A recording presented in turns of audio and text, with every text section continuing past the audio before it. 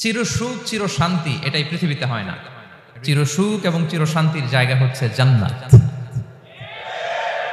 চিরসুখ এবং চিরশান্তি কোথায়? এটা জান্নাতের বৈশিষ্ট্য।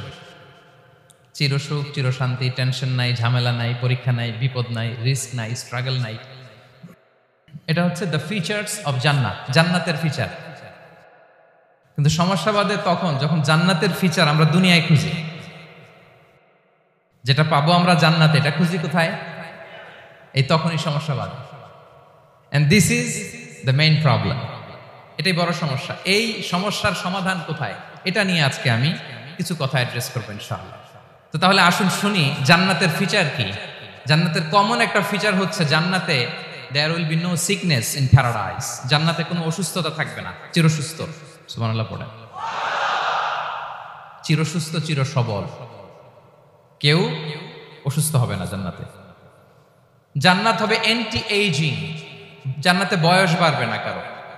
চিরযৌবনা, চিরযুবক, অ্যান্টি এজিং। আপনারা জানেন যে বর্তমান পৃথিবীতে অ্যান্টি এজিং ক্রিম পাওয়া যায় না? ক্রিম, কথা বুঝতেছেন? অ্যান্টি এজিং ক্রিম পাওয়া যায়। তারা বলে এই ক্রিম মাখলে চামড়ায় ভাঁজ পড়ে না। এটার দাম আছে কিন্তু অনেক। অ্যান্টি এজিং ক্রিম লাগায়, শ্যাম্পু ইউজ করে, অ্যান্টি এজিং অয়েল আছে, এটা দিলে নাকি চামড়ায় ভাঁজ পড়ে না। ইভেন ভারতের অনেক বড় একজন ব্যবসায়ী মুকেশ আম্বানি, নাম শুনছেন না? যে তার ছেলের বিয়ে হয়ে গেল। তো এই মুকেশ আম্বানির স্ত্রী নীতা আম্বানি, সে কিছুদিন আগে এক বটল গোল্ড ওয়াটার খেয়েছে, gold water, and it's cost $60,000। $60,000 দাম এক বোতল গোল্ড ওয়াটারের। কেন?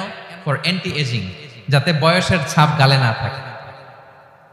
এখন বলেন, এভাবে কি আমাদের বয়সকে ধরে রাখা সম্ভব এই পৃথিবীতে? সম্ভব না, কারণ এই ফিচারটা দুনিয়ার ফিচার না, এটা জান্নাতের ফিচার। সুবহানাল্লাহ পড়েন। তাহলে জান্নাতে কেউ অসুস্থ হবে না। জান্নাত হবে চির যৌবন, চির যৌবনা। ওখানে আমরা যুবক থাকবো, প্রত্যেকে 33 বছরের যুবক যুবতী হয়ে জান্নাতে ঢুকবো। বিষ্ণু ইসলাম বলেন, আহলুল জান্নাতি জুরদা ওয়া মুরদা ওয়া আবনাউ 30 ওয়া 30। জান্নাতে যারা যাবে শুভ্র দাড়িবিহীন, প্রত্যেকে হবে 33 বছর বয়সের।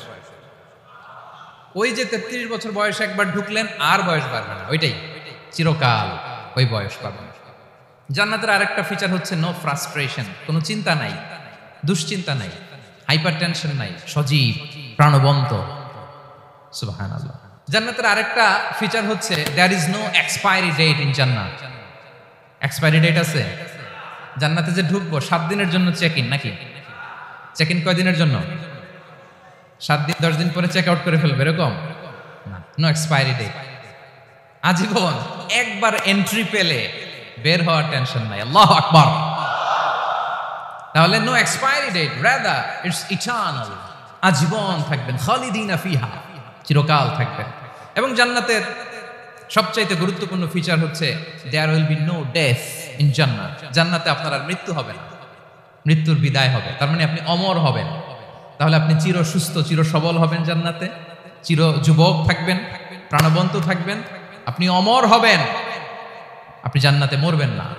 জান্নাতীরা যখন জান্নাতে যাবে, ফেরেশতারা ডেকে বলবে, ইয়া আহলাল জান্নাতি ইন্না লাকুম আন তাসিহু ফালা তাসকামু আবাদা। জান্নাতীরা চিরকাল সুস্থ থাকবা, অসুস্থ হবা না।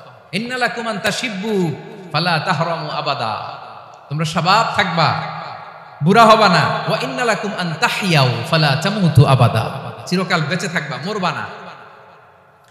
এবং সেদিন জান্নাতে মৃত্যু দেয়া হবে, মৃত্যু দেয়া হবে।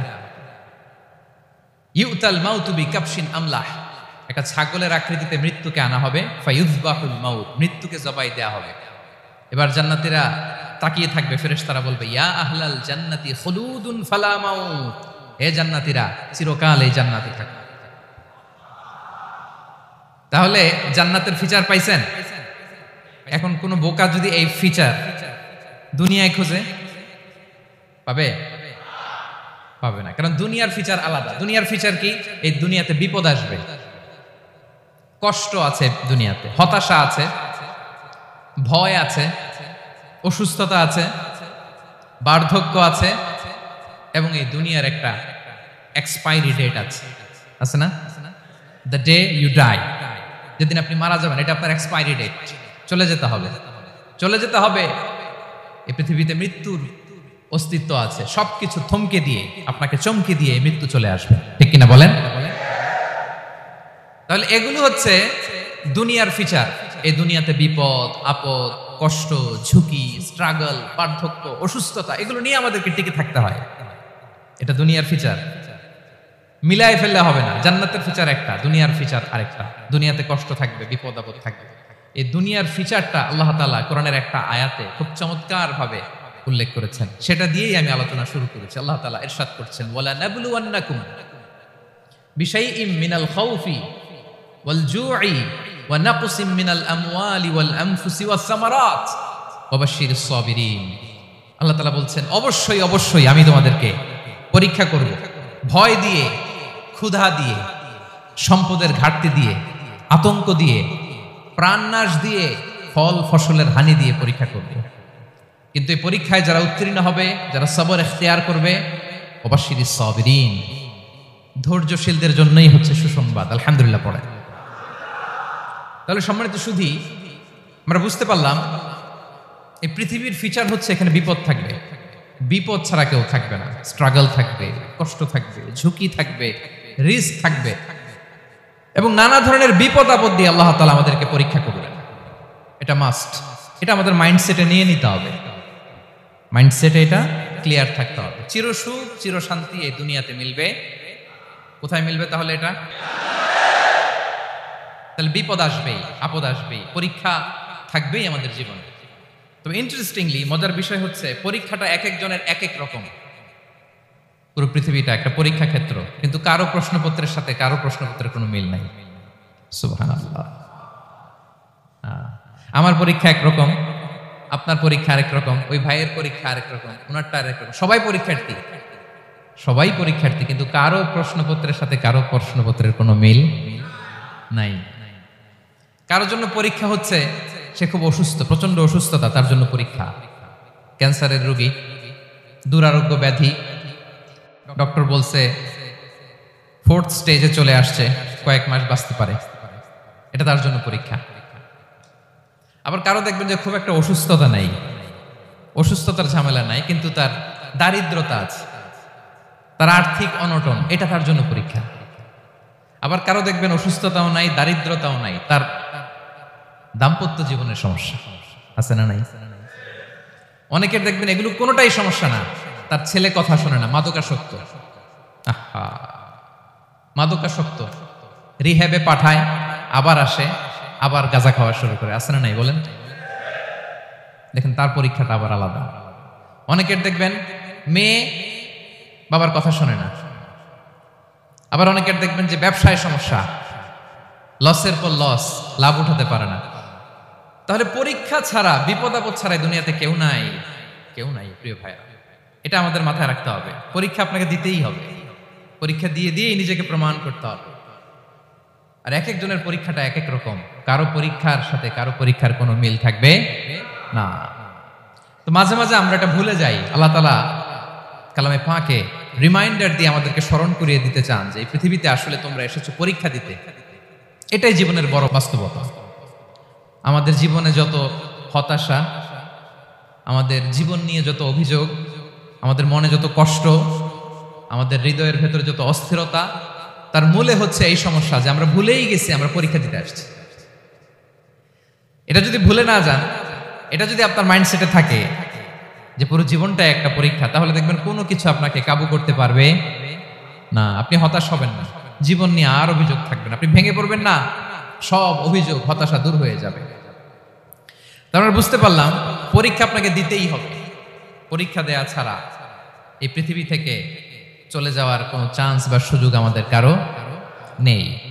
সূরাতুল আনকাবুতে আল্লাহ তাআলা এই কথাটা আরো চমৎকার ভাবে বলেছেন। আল্লাহ তাআলা ইরশাদ করছেন, আহাসিবান নাসু আইয়ুতরাকু আইয়াকুলু আমান্না ওয়া হুম লা ইফতানুন ওয়া লাকাদ ফাতান্নাল্লাযীনা মিন ক্বাবলিহিম ফালা ইয়া'লামান্নাল্লাহুল্লাযীনা সাদাকু ওয়া লা ইয়া'লামান্নাল কাযিবিন। আল্লাহ বলেন, মানুষ কি ভেবেছে সে শুধু বলবে আমি ঈমানদার আর তাকে আমি জান্নাতে ঢুকাই দিব? না, কখনো না, কোশ্চিন কালেও না। বরং পূর্ববর্তীকালে যারা পৃথিবীতে এসেছিল তাদেরকে আমি পরীক্ষা করেছি এবং তাকেও ইমানের প্রশ্নে সে সত্যবাদী না মিথ্যাবাদী পরীক্ষা দিয়ে দিয়ে নিজেকে প্রমাণ করতে হবে, ঠিক কিনা বলেন? পরীক্ষা দিয়ে আপনাকে প্রমাণ করতে হবে। এবং এই পরীক্ষার ব্যাপারটা এটা যে শুধু আমরা সাধারণ মানুষ আমাদের জীবনে দুঃখ বিপদ পরীক্ষা এমনটা না। এই পৃথিবীর সবচাইতে শ্রেষ্ঠ মানুষ যারা ছিলেন তাদেরকে আল্লাহ পরীক্ষা নিয়েছেন। বলেন তো এই পৃথিবীতে সবচাইতে শ্রেষ্ঠতম মানুষ কারা? সবচাইতে শ্রেষ্ঠ ভালো মানুষ কারা ছিল পৃথিবীতে? বলেন তো নবীরা। আওয়াজ করে বলেন তো কারা? তো বলেন তো নবীদের জীবনে পরীক্ষা ছিল কি ছিল না? হ্যাঁ ছিল। বেশি না কম? বিষ্ণু ইসলামকে জিজ্ঞাসা করা হলো, আইয়ুন নাসি আশাদ্দু বালাআন ইয়া রাসূলুল্লাহ, হে আল্লাহর রাসূল এই পৃথিবীতে কাদের জীবনে পরীক্ষা বেশি? বিষ্ণু ইসলাম বললেন, আল আম্বিয়া, নবীদের জীবনে। আল আম্বিয়া সুম্মাল আমসাল ফাল আমসাল,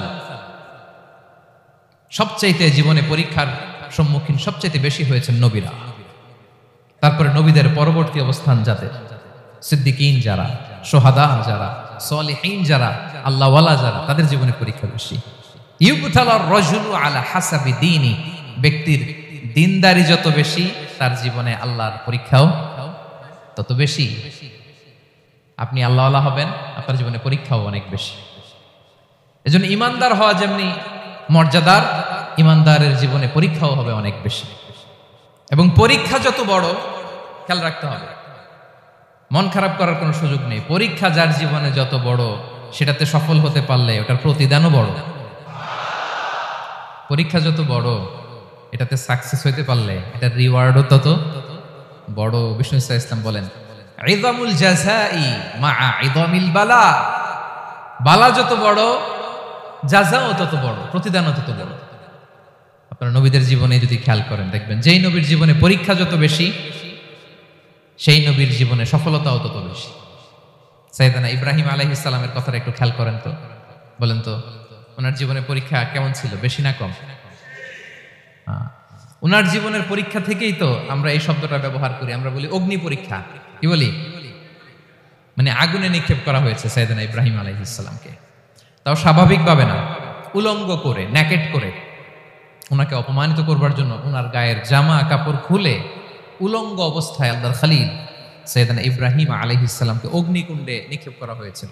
এরকম এক্সপেরিয়েন্স এই অডিটোরিয়ামের ভেতরে আমাদের কখনো হয়েছে? তাইলে সাধারণ মানুষের জীবনের পরীক্ষা আর নবীদের জীবনের পরীক্ষার মধ্যে পার্থক্য আছে না নাই? ওই পরীক্ষায় উনি পাশ করে ফেললেন। ৮৬ বছর পর্যন্ত আল্লাহর কাছে দোয়া করলেন, আল্লাহ আমাকে একটা নেককার সন্তান দাও। আল্লাহ সন্তান দেয় না।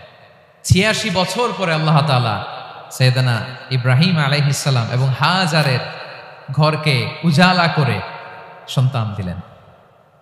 সাইয়েদনা ইসমাঈল আলাইহিস সালাম পৃথিবীতে আসলেন কত বছর বয়সে? ৮৬ বছর বয়সের এখানে কেউ আছেন?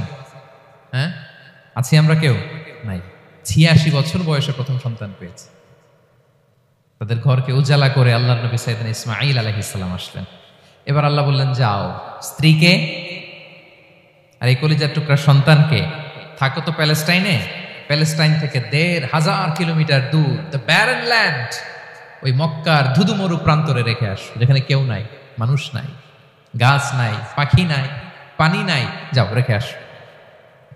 আচ্ছা বলেন তো, ৮৬ বছর পরে যে লোকটা সন্তান পেল, বুঝেছেন উত্তর দিয়েন, ৮৬ বছর পরে যে লোকটাকে আল্লাহ তাআলা সন্তান দিল, তার হৃদয়ে ওই সন্তানের জন্য মায়া বেশি না কম?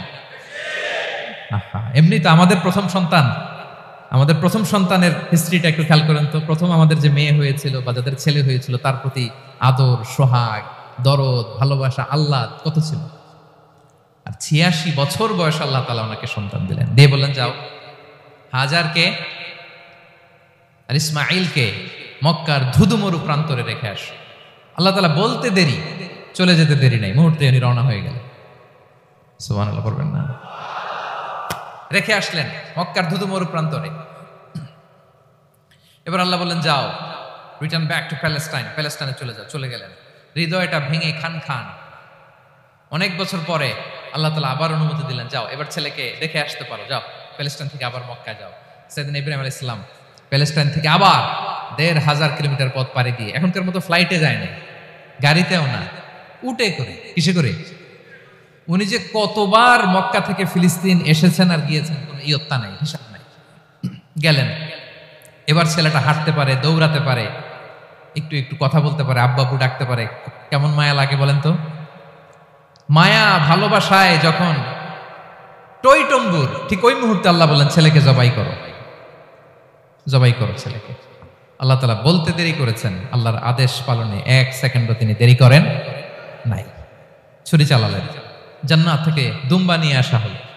এভাবে আল্লাহর নবী ইব্রাহিম আলাইহিস সালাম ওনার জীবনের প্রতিটি ক্ষেত্রে যেখানেই আল্লাহ তাআলা ওনাকে পরীক্ষা নিয়েছেন, উত্তীর্ণ হয়েছেন। এবং দেখেন ওনাকে আল্লাহ তাআলা কি উপহার দিলেন? আল্লাহ তাআলা ওনাকে খলিলুল্লাহ উপাধি দিলেন, আল্লাহর বন্ধু। সুবহানাল্লাহ বলেন। আল্লাহ তাআলা বলছেন, ওয়া ইযি বিতালা ইব্রাহিম রাব্বুহু বিকালিমাতিন ফাআতাম্মাহুন ক্বালা ইন্নী জাঈলুকা লিন-নাসি ইমামা। আল্লাহ অনেকগুলো পরীক্ষা নিয়েছিলেন সাইয়েদনা ইব্রাহিম আলাইহিস সালাম, প্রতিটা পরীক্ষায় সাকসেসফুলি পাস করেছেন, গোল্ডেন এ প্লাস। আল্লাহ বলেন, ইন্নী জাঈলুকা লিন-নাসি ইমামা, I'm gonna make you the leader for the entire human being. I'm gonna appoint you as a leader for the entire universe. গোটা বিশ্বের জন্য, গোটা মানবতার জন্য আমি তোমাকে লিডার বানাই দিলাম। ইযামুল জাযাই মা'a ইযামিল বালা। পরীক্ষা যত বড়, ওই পরীক্ষায় পাশ করলে ওইটার ফলাফল ও প্রতিদানও বড়। তাহলে দেখেন প্রিয় ভাইরা, সাইয়েদনা ইব্রাহিম আলাইহিস সালামের জীবনে পরীক্ষার কোনো শেষ ছিল না। আমি আপনি কোথায়? আল্লাহর খলিলের জীবনে যদি এত পরীক্ষা থাকতে পারে, আমি আপনি কোথায় বলেন তো?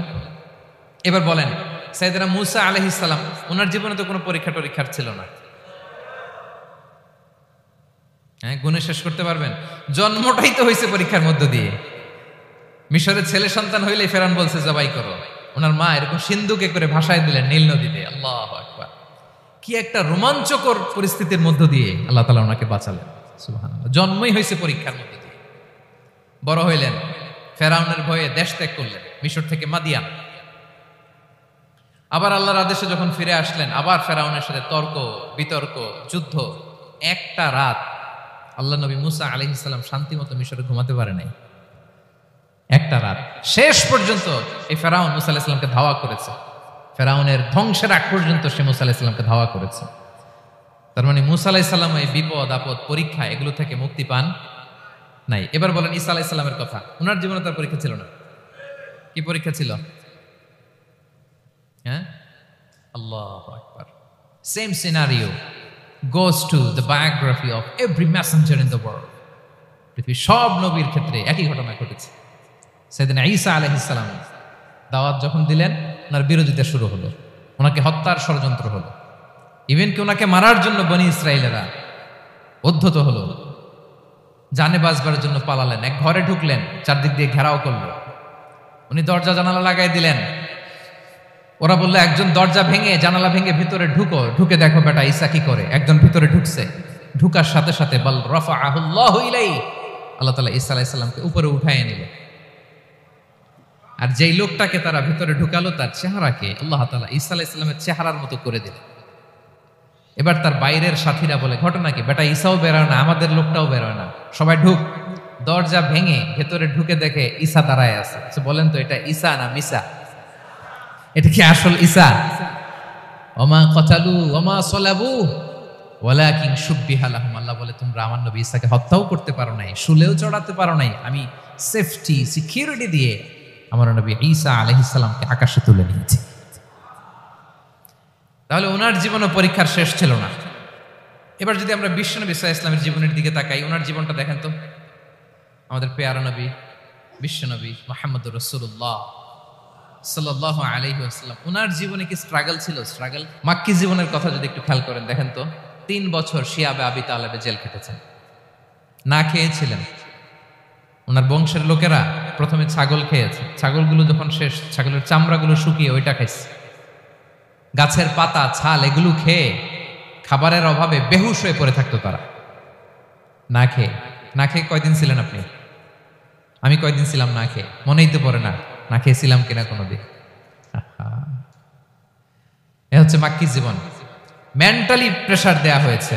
বিশ্বনবীর চাচা আবু লাহাব তার 2 ছেলে উতবা আর উতাইবা, এদের সাথে বিয়ে দিয়েছিলেন 2 মেয়ের। যখন দাওয়াত দেওয়া শুরু করলেন 2 মেয়েকে ডিভোর্স দিয়ে দিল। দেখেন, একটা বাবার জন্য প্রাপ্তবয়স্কা মেয়েকে যখন উঠায় নেওয়ার আগে ডিভোর্স দেয়, তার মানসিক অবস্থাটা কেমন থাকে বলেন? মেন্টালি প্রেশারাইজ করা হয়েছে, ফিজিক্যালি হ্যারাস করা হয়েছে। বিষ্ণু ইসলাম যখন নামাজে দাঁড়াতেন, উটের পচা নারী ভুঁড়ি বিষ্ণুনবীর কাঁধে চাপিয়ে দেওয়া হতো। আপনার জীবনে এরকম ঘটছে কখনো? আপনি নামাজ পড়তেছেন, উটের পচা নারী ভুঁড়ি আপনার কাঁধে চাপিয়ে দেওয়া হয়েছে। কয়দিন হয়েছে এরকম? কয়দিন হয়েছে? হ্যাঁ, তারপরে তো আলহামদুলিল্লাহ বেরোয় না মুখ দিয়ে। কেমন আছেন হুজুর? কয়েন না, বেশি একটা সুবিধার না, তাই না? বেশি একটা একটু মিলাবেন। কতটুকু পরীক্ষা আমরা দিয়েছি। তায়েফে গেলেন বিশ্বনবী, তায়েফে গেছিলেন জমির বায়না দিতে, তাই না? জমি কিনবে তায়েফে। তায়েফবাসীদেরকে জাহান্নামের আগুন থেকে বাঁচাতে গিয়েছিলেন, নিজের জন্য না। সেখানে তায়েফের ছেলেরা পাথর মেরেছে বিষ্ণু ইসলামের গায়ে। এত শুভ্র দেহ ছিল, চেহারা ছিল, বিষ্ণুবীর গা দিয়ে ঝরঝর করে রক্ত ঝরেছে।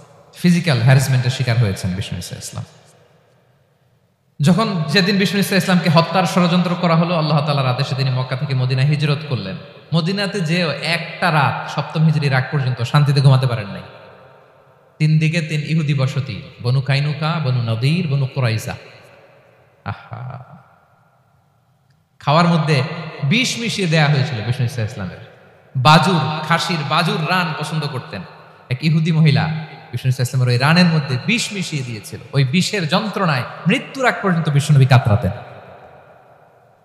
এবং উনি ইন্তেকালের সময় ওই বিষের ব্যথা যন্ত্রণাতে ইন্তেকাল করেছেন। বিষ্ণুনবীর ইন্তেকালটা শাহাদাতের ইন্তেকাল ছিল। বিষ্ণু ইসলাম বলেছেন, ওই যে খায়বার এলাকার ওই মহিলা যে আমার খাবারে বিষ মিশিয়েছিল, সেই বিষের যন্ত্রণা, বেদনা, কষ্ট আমি অনুভব করছি।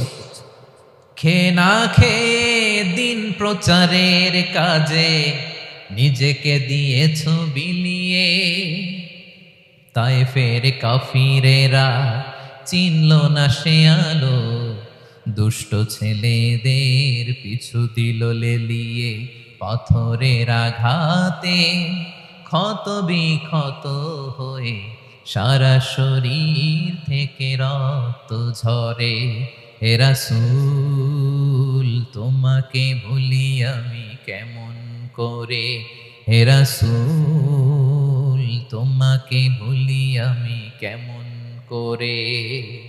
হাজার ব্যথা বেদনার পরে ফিরে আসনি তুমি আপন ঘরে,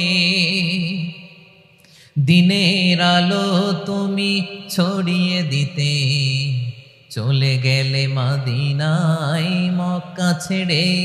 হে রাসূল তোমাকে ভুলি আমি কেমন করে, হে রাসূল তোমাকে ভুলি আমি কেমন করে। ঠিক কিনা বলেন? একটা রাত শান্তিতে, শান্তির ঘুম তিনি দিতে পারেন নাই। প্রিয় ভাইরা, তাহলে আমরা কি বুঝলাম? বিশ্বনবীর জীবনও পরীক্ষা ছিল কি ছিল না? আমাদের উপায় আছে? আমরা বাঁচতে পারবো এই বিপদ আপদ পরীক্ষা ঝঞ্ঝাল থেকে? বাঁচতে চাইলেও বাঁচতে পারবো? পারবো না। ইমাম মালিক আলাইহি রাহমা নাম শুনেছেন? ইমাম মালিক, ওনার জ্ঞান থেকে লাখো লাখো মানুষ উপকৃত হয়েছে, কোটি কোটি মানুষ উপকৃত হয়েছে। মদিনার রাস্তায় রশি দিয়ে ওনাকে টেনে হিচড়ে এক এলাকা থেকে আরেক এলাকায় নিত জালেম বাদশাহ। ইমাম মালিক আলাইহি রাহমা। ইমাম আহমদ ইবনে হাম্বল, ওনাকে বেত্রাঘাত করা হতো, চাবুক দিয়ে পেটানো হতো। আমাদের মাযহাবের ইমাম আল ইমাম আল আযম আবু হানিফা আলাইহি রাহমা, ওনাকে কারাবন্দী করা হয়েছিল। তার মানে দেখেন, যত বড় বড় স্কলার, যত বড় বড় মাশায়েখ, এমনকি আম্বিয়া আলাইহিস সালাম, ওনারাও পরীক্ষা বিপদ আপদ থেকে রেহাই পান। পাইছে? তাহলে আপনি আর আমি পাবো? বলেন তো। তাহলে এটা আমাদের ব্রেইনে গেঁথে নিতে হবে যে জীবন মানেই এখানে বিপদ থাকবে, পরীক্ষা থাকবে, স্ট্রাগল করে করে আমাকে আগাতে হবে। কেউ আমার জন্য রেড কার্পেট বিছিয়ে রাখবে না। এই জীবনটা বড় জটিল। This is life, how it's design. এভাবেই পৃথিবীকে ডিজাইন করা হয়েছে। এখানে বিপদ আছে, কষ্ট আছে, এই পরীক্ষা দিয়ে দিয়ে আপনাকে উত্তীর্ণ হতে হবে। বুঝতে পেরেছেন প্রিয় ভাইরা? নাও দ্য কোশ্চেন আরাইজ, এখন প্রশ্ন হচ্ছে কেন আল্লাহ এই পরীক্ষা নেন? কেন আল্লাহ তাআলা সূরা মুলকে বলেছেন এই পৃথিবী সাজানোর, এই জীবন মৃত্যুর এই খেলা, এটার উদ্দেশ্যটাকে আল্লাহ তাআলা স্পষ্ট করে বলেছেন, আল্লাযী খালাকাল মাউতা ওয়াল হায়াতা লিয়াবলুয়াকুম আইয়ুকুম আহসানু আমালা। জীবন মৃত্যু দিয়ে তোমাদের জীবনকে সাজানো হয়েছে এজন্য, যাতে করে তিনি তোমাদের পরীক্ষা করতে পারেন। কি করতে পারেন? তোমাদের মধ্যে কে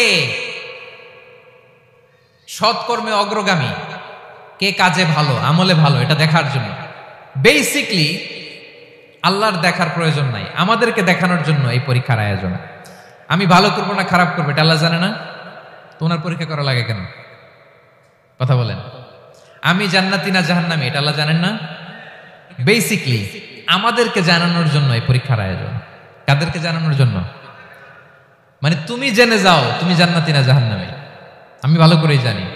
একটা ছোট্ট উদাহরণ দিলে বুঝতে পারবেন প্রিয় ভাইয়েরা। ধরেন আল্লাহ তাআলা দুইজনকে সৃষ্টি করলেন। উদাহরণস্বরূপ একজনের নাম আব্দুল্লাহ আর একজনের নাম আব্দুর রহমান। সৃষ্টির পরে আব্দুল্লাহকে বললেন, আব্দুল্লাহ আমি জানি তুমি পৃথিবীতে 50 বছর হায়াত পাইতা, খুব ভালো কাজ করতে, তুমি দুনিয়াতে অনেক ভালো কাজ করতে, এটা আমি আগেই জানি, আমার অসীম জ্ঞান বলে আমি আগে থেকেই জানি। তো যাও, তোমার এইমাত্র সৃষ্টি করলাম, যাও তুমি জান্নাতে ঢুকে যাও, কারণ আমি জানি তুমি জান্নাতি হবে। আচ্ছা, আর আব্দুর রহমান তুমি পৃথিবীতে খুব খারাপ কাজ করতে, এটা আমি জানতাম, তোমারে পাঠাইলে খারাপ কাজ করবা, তুমি সীমালঙ্ঘন করবা, অন্যায় করবা, অপরাধ করবা, তুমি জাহান্নামী হবা, যাও। যেহেতু আমি জানি পরীক্ষার আর দরকার নেই, তোমারে জাহান্নাম দিয়ে দিলাম, যাও ঢুকে যাও। আব্দুল্লাহ ঠিকই জান্নাতে ঢুকে যাবে, আব্দুর রহমান কি ঢুকবে? ঢুকবে। সে বলবে, আল্লাহ এইমাত্র আমারে বানাইলেন, এইমাত্র আপনি আমাকে সৃষ্টি করলেন, সৃষ্টি করেই বলতেছেন তুমি জাহান্নামে যাও, আর বলতেছেন আমি জানি দুনিয়াতে পাঠালে তুমি খারাপ কাজ করবা, তুমি জাহান্নামী হবা, পাঠানোর আর কি দরকার, আগে থেকে জাহান্নামে যাও। আল্লাহ আপনি জানলে জানতে পারেন, আমি তো জানি না। ঠিক কিনা বলেন? সে বলবে, না আল্লাহ আপনি ভুল বলতেছেন, এই দুনিয়াতে পাঠাইলে আমি খুব ভালো কাজ করতাম, আমি সীমালঙ্ঘন করতাম না, নামাজ পড়তাম, রোজা রাখতাম, হজ করতাম, যাকাত দিতাম, সাদাকা করতাম, চ্যারিটি করতাম, জনকল্যাণকর সব ভালো কাজগুলো আল্লাহ আমি করতাম। এজন্য আল্লাহ তাআলা পরীক্ষার আয়োজন করেছেন, যাতে করে তুমি জেনে যাও যে পৃথিবীতে তুমি কি করেছো। এখন আর আল্লাহকে এক্সকিউজ দেওয়ার সুযোগ নেই। আচ্ছা বলেন তো, আবু জাহেলকে যদি আল্লাহ এখন কিয়ামতের দিন বলে, Abu Jahl go to the hell fire, Abu জাহেলের কিছু বলার সুযোগ আছে? কারণ ও দুনিয়াতে কি করে আসছে এটাও জানে না। ফেরাউনকে ডেকে যদি আল্লাহ বলে, ফেরাউন তুমি জাহান্নামে যাও, go to the hell fire, ওর কি কোনো এক্সকিউজ দেওয়ার সুযোগ আছে? বলেন, সুযোগ আর আছে? কারণ তুমি দুনিয়াতে কি করেছো তোমার চেয়ে ভালো কেউ আর জানে। পৃথিবীতে এই পরীক্ষার এই আয়োজনের সবচাইতে বড় উদ্দেশ্য হচ্ছে যাতে করে আমরা দেখে যাই যে আমরা কি কাজ করছি। কেউ যখন পরীক্ষা দেয় প্রিয় ভাইরা, ওই পরীক্ষায় কত পাবে তার একটা হিসাব আছে না? বলেন, আপনি গণিত পরীক্ষা দিয়ে আসছেন, যে 100তে 100 পাবে সে বলতে পারে আমার সব অঙ্ক হয়েছে, ঠিক কিনা বলেন? আর যে লাড্ডু গুড্ডু বুঝছেন তো, কিছুই পারে নাই, ঘোড়ার ডিম, তারও একটা হিসাব আছে যে সে কিছুই লিখে আসতে পারে নাই। তাই পৃথিবীতে এই পরীক্ষার আয়োজনের প্রধানতম কারণ হচ্ছে যাতে করে আমরা বুঝে যেতে পারি যে আমরা কোথায় যাব, জান্নাতে না জাহান্নামে। প্রিয় সুধী, এ পর্যায়ে আমরা জানবো এই যে পরীক্ষা আল্লাহ তাআলা নিচ্ছেন আমাদেরকে, এই পরীক্ষায় সফল হওয়ার মূল মন্ত্র কি। কোরআনে বিভিন্ন আয়াতে এই পরীক্ষার কথা বলা হয়েছে এবং এই পরীক্ষার সফলতার মূল মন্ত্রও কোরআনে ঘোষিত হয়েছে। আলহামদুলিল্লাহ বলেন। যে আয়াত দিয়ে আমি শুরু করেছি, এই আয়াতই আল্লাহ তাআলা বলেছেন, ওয়াবাশশিরিস সাবিরিন, নবী হে ধৈর্যশীলদেরকে আপনি সুসংবাদ দিন, ধৈর্যশীলদেরকে সুসংবাদ দিন। তার মানে বিপদে ধৈর্য ধারণ করতে হবে প্রিয় ভাইরা। ইন্নামাস সাবরু ইনদা সাদামাতিল উলা, বিপদে আমরা অনেক সময় প্যানিক হয়ে যাই, অস্থির হয়ে যাই, কি করব, হতাশ না। মুমিনরা হতাশ হয় না, ধৈর্য ধারণ করে। কি করে? ধৈর্য ধারণ করার শক্তি দাও গো মেহেরবান আমায়, দাও গো মেহেরবান। পড়েন, ধৈর্য ধারণ করার শক্তি দাও গো মেহেরবান আমায়, দাও গো মেহেরবান। সবাই বলুন একসাথে, ধৈর্য ধারণ করার শক্তি দাও গো মেহেরবান আমায়, দাও গো মেহেরবান। বুকের ভেতর ব্যথার নদী বইছে অবিরাম, বইছে বইছে অবিরাম। পড়ুন, ধৈর্য ধারণ করার শক্তি দাও গো মেহেরবান, আমায় দাও গো মেহেরবান। পড়েন আমিন। আল্লাহ যেন বিপদে আমাদেরকে ধৈর্য ধারণ করার তৌফিক দান করে। প্রিয় ভাইয়েরা, ধৈর্য এটা এমন একটা গাছ যে গাছের সারা গায়ে কাটা, কিন্তু এই গাছের ফলটা বড় সুস্বাদু। আই রিপিট, আমি আবার বলছি, ধৈর্য এটা এমন একটা গাছ যে গাছের সারা গায়ে কাটা, কিন্তু ফলটা বড় মিষ্টি, ফলটা বড় সুস্বাদু। সবাই ধৈর্য ধারণ করতে পারে না। বিষ্ণু ইসলামকে আল্লাহ তাআলা নানা সময় আশ্বস্ত করেছেন, সান্ত্বনা দিয়েছেন, আর ধৈর্যের বাণী শুনিয়েছেন। আল্লাহ বলেন, ফাসবির কামা সবারা উলুল আজমি মিনার রাসূল। নবী হে, আপনার আগে দৃঢ় প্রত্যয়ী নবীরা যেরকম ধৈর্য ধারণ করেছে, আপনিও ধৈর্য ধারণ করুন। সূরাতুল মুজাম্মিল আল্লাহ তাআলা বলছেন, ওয়াসবির আলা মা ইয়াকুলুনা ওয়াহজুরহুম হাজরান জামিলা। ওরা যাই বলুক, আপনি ধৈর্য ধারণ করুন, ওদের কথাকে ইগনোর করুন। Just ignore what they are saying to you. যা বলে আপনি জাস্ট ইগনোর করেন। ওরা বিষ্ণু ঈসা ইসলামের মনোবলকে ভেঙে দেওয়ার জন্য কখনো বিষ্ণু ঈসা ইসলামকে কবি বলে গালি দিত। কবি কি বলতো? শায়ের। কখনো বলতো মজনুন, পাগল। নাউজুবিল্লাহ পড়বেন না? পাগল বলে গালি দিত। মাঝে মাঝে বলতো কাহিন, গণক। মাঝে মাঝে বিষ্ণু ঈসা ইসলামকে তারা বলতো আবতার, লেস কাটা। মুহাম্মদ, তোমার ছেলে নাই, তোমার বংশ নির্বংশ হয়ে গেছে, তোমার নাম নেয়ার মতো কেউ নাই। আহা, কপাল পোড়া। গোটা বিশ্বব্যাপী বিষ্ণু ঈসা ইসলামের সুনাম সুখ্যাতি ছড়িয়ে দিয়েছে কে? আকাশ বাতাস মাড়িয়ে, সাতাকাশ ছাড়িয়ে আল্লাহর আরশ পর্যন্ত আল্লাহ তাআলা বিষ্ণু নবীর সুনাম সুখ্যাতিকে সুউচ্চ করেছেন। ঠিক কিনা বলেন? ইগনোর করুন। আপনাকে কবি বলে, গণক বলে, আপনাকে পাগল বলে, আপনাকে লেসকাটা বলে, জাস্ট ইগনোর দেন। বর্তমান সময়েও নানা ধরনের ট্যাগ আমাদেরকেও দেয় কি দেয় না বলেন? দেয়। আমাদেরকে কি বলে? মৌলবাদী বলে, বলে বলে ওই যে রাজাকার বলে। রাজাকার রাজাকার খেলার দিন শেষ। মন মতো হইলে মুক্তিযোদ্ধা, মন মতো না হইলে রাজাকার, এই দিন শেষ। ওই দিন আর নাই। এই কার্ড দিয়ে আর খেলার দিন নাই। এগুলো মানুষ আর খায় না এখন, এগুলো গিলে না আর। সাধারণ মানুষ বড্ড সচেতন। দেখেন, কালের বিবর্তনে, সময়ের আবর্তনে একই পরিক্রমা আমাদেরকেও ট্যাগিং করে। আমাদেরকে মৌলবাদী বলে, ব্যাকডেটেড বলে, রাজাকার বলে, জঙ্গি বলে, যুদ্ধাপরাধী বলে। আছে না এরকম? ওয়াসবির আলা মা ইয়াকুলুন, নিজের সাথে মিলায় নেন। যা বলে ধৈর্য ধারণ করো। ওয়াহজুরহুম হাজরান জামিলা, জাস্ট ইগনোর দেন, ভালোভাবে ইগনোর করেন, খালাস, সালাম দিয়ে কেটে পড়েন। তাহলে প্রিয় ভাইরা, এই বিপদ আপদ আমাদের পিছু ছাড়বে না, পিছু ছাড়বে না। নবীদের পিছু ছাড়ে নাই, আমরা কোথায়? আমরা আর কি? বিপদ আমাদেরকে ধৈর্য ধারণ করতে হবে, মনোবল হারাইলে হবে না। দেখেন বিশ্বনবী কিভাবে আপনাদেরকে সান্ত্বনা দেয়। বিশ্বনবী বলেন, আজাবান লি আমরিল মুমিন, মুমিনের ব্যাপারটা বড় আশ্চর্যজনক। ফাইন্না আমরাহু কুল্লাহু লাহু খাইর, মুমিনের জীবনে যা ঘটে সবটাই খাইর, সবটাই কল্যাণ। ইন আসাবাতহু সাররাউ শাকারা ফাকানা খাইরাল্লাহ ওয়া ইন আসাবাতহু দাররাউ সাবারা ফাকানা খাইরাল্লাহ। মুমিনের জীবনে যদি সুখ আসে তাহলে মুমিন শুকরগুজার হয়, এটা তার জন্য ভালো। আর যদি মুমিন জীবনে দুঃখ আসে তাহলে সে সবর ইখতিয়ার করে, এটাও তার জন্য ভালো। সুবহানাল্লাহ। তাহলে দেখেন, আমরা হয় সুখে থাকি নয় দুঃখে থাকি, ঠিক কিনা বলেন? তাহলে সুখের সময় আমরা শুকর করি, কি করি? শুকরগুজার হই। শুকরিয়া করাও একটা ইবাদত, শুকরিয়া করাও কি? আর দুঃখের সময় আমরা সবর করি, সবর করাটাও একটা। তাহলে আমাদের পুরো জীবনটাই ইবাদত, পুরো জীবনটাই সুখের সময় শুকর আর দুঃখের সময় সবর। আওয়াজ করে বলেন, সুখের সময় শুকর আর দুঃখের সময়। এই দুই ইবাদত মুমিন জীবনে চলমান, কন্টিনিউয়াস, একটা উইন উইন সিচুয়েশন। কি বলেন? উইন উইন হয়ে গেল না? যেই পরিস্থিতিতেই থাকে আমাদের জন্য লাভ। আল্লাহু আকবার। তাহলে প্রিয় ভাইরা, এটাই জীবনের বাস্তবতা। সবর আমাদেরকে ইখতিয়ার করতে হবে, হতাশ হওয়া যাবে না। অনেকে আমরা অল্পতে হতাশ হই। এই যে আমরা ধৈর্য ধারণ করছি, এর ফল পাচ্ছি না? দীর্ঘ 1.5 দশক ধরে ধৈর্য ধারণ করছেন না আপনারা? এখন মুক্তি, স্বাধীনতা, বিজয় এনে দিয়েছে কে? ধৈর্য ধারণ করে। ধৈর্যের যে ফলাফল, এটা বড় মিষ্টি। ধৈর্য এমন একটা গাছ, এই গাছের সারা গায়ে কাটা, কিন্তু এর ফলটা বড় সুস্বাদু, এর ফলটা বড় মিষ্টি। ধৈর্য ধারণ করার অভ্যাস করতে হবে প্রিয় ভাইরা। মুমিন হতাশ হয় না, হাল ছেড়ে দেয় না। মুমিন ভরসা রাখে একজনের উপর, তিনি কে? লা তাইআসু মির রাউহিল্লাহ ইন্নাহু লা ইয়াইআসু মির রাউহিল্লাহি ইল্লাল কওমুল কাফিরুন। আল্লাহর রহ থেকে, রহম থেকে নিরাশ হয়ে যাও না।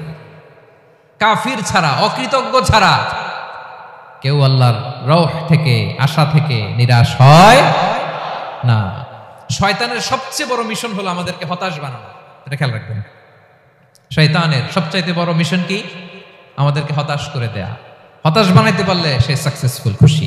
কিন্তু আমরা এত সহজে হতাশ হই না, আমরা নিরাশ হই না, আমরা বিপদে হাল ছেড়ে দেই না। আমরা ভরসা রাখি এক মহান সত্তার উপর, তিনি কে? মনে থাকবে? বিপদ আসলে ভেঙে পড়বেন, ভিসা না হইলে কান্নাকাটি শুরু করবেন, ব্যবসায় লস হইলে হাউমাউ, হ্যাঁ, দেশ থেকে কোনো দুঃসংবাদ আসলে হতাশ হবেন, ভেঙে পড়বেন। ধৈর্য ধারণ করব আমরা। আওয়াজ করে বলেন, আমরা কি করব? সবর। বিপদ ট্যাকেল দেওয়ার প্রথম স্টেপ হচ্ছে সবর। ধৈর্য ধারণ করতে হবে। অবশ্যই সাবিরিন, ধৈর্যশীলদেরকে সুসংবাদ দাও। বিপদ থেকে বাঁচার দ্বিতীয় স্টেপ হচ্ছে এই বিপদ থেকে উত্তরণের চেষ্টা করতে হবে। কন্টিনিউয়াস প্রচেষ্টা চালিয়ে যেতে হবে। ওয়াল্লাযীনা জাহাদু ফিনা লানাহদিয়ান্নাহুম সুবুলানা। যারা আমার রাস্তায় চেষ্টা করে, প্রচেষ্টা করে, স্ট্রাগল করে, তাদেরকে আমি পথ দেখিয়ে দেই, সুবুল দেখিয়ে দেই, ওয়ে আউট দেখায় দেই, এক্সিট দেখায় দেই। কোথাও আটকাবেন না আপনি, আপনাকে এক্সিট দেখাই দিবে কে? মালয়েশিয়াতে কেলুয়ার বলে না? কেলুয়ার কি বলে চিনেন? কেলুয়ার মানে কি? এক্সিট। এক্সিট পেয়ে যাবেন, আটকাবেন না আপনি জীবনে কোথাও। 3 নাম্বার, আল্লাহর উপর তাওয়াক্কুল করতে হবে বিপদ আসলে। ওমাইয়া তাওয়াক্কাল আলাল্লাহি ফাহুয়া হাসবুহ। আল্লাহর উপর যে তাওয়াক্কুল করে, আল্লাহই তার জন্য যথেষ্ট হয়ে যায়। তাহলে বিপদে প্রিয় ভাইরা আমরা প্যানিক হব না, ধৈর্য ধারণ করব, বিপদ থেকে উত্তরণের সর্বোচ্চ প্রচেষ্টা চালিয়ে যাব, আর ভরসা রাখবো একজনের উপর, তিনি কে? আর বিপদ আসলে এটাকে নেগেটিভলি নেবেন না সবসময়। বিপদ আপদ এটা অনেক পজিটিভ, ভালো জিনিস আমাদের জীবনে বয়ে নিয়ে আসে। শাইখুল ইসলাম ইবনু তাইমিয়া আলাইহি রাহমা, উনি বলতেন, খুব দামি কথা, খুব হেভি ওয়েট কথা, মনোযোগ দিয়ে শুনুন। তিনি বলতেন, যে নেয়ামত তোমাকে আল্লাহ থেকে দূরে সরায়, ওই নেয়ামতের চেয়ে বিপদ ভালো, যে বিপদ তোমাকে আল্লাহর দিকে ধাবিত করে। আই রিপিট, আমি আবারও বলি, যে নাজ নেয়ামত তোমাকে আল্লাহ থেকে দূরে সরিয়ে দেয়, সে নাজ নেয়ামতের চেয়ে ওই বিপদ আপদ ভালো, যেই বিপদ আপদ তোমাকে আল্লাহর কাছে টেনে নেয়। তাহলে বিপদ আপদ আসলে আপনি হতাশ হবেন? আর কখনো দুঃখ করবেন? মোয়ারের ভাইয়েরা, আর মন খারাপ করবেন? আপনি খেয়াল করে দেখেন, বিপদ আসলে আমরা আল্লাহরে ডাকি বেশি। যখন অসুস্থ আপনি খেয়াল করেন তো, আল্লাহ আল্লাহ তুমি ছাড়া বাঁচানোর কেউ নাই, আল্লাহ আল্লাহ তুমি হেফাজত করো, আল্লাহ তুমি সুস্থ করে দাও। যখন লাইফ থ্রেট, দেখেন আপনি গুম হয়ে যেতে পারেন, আপনার কারাবন্দী করতে পারে, এরকম একটা বিপদের মধ্যে আছেন,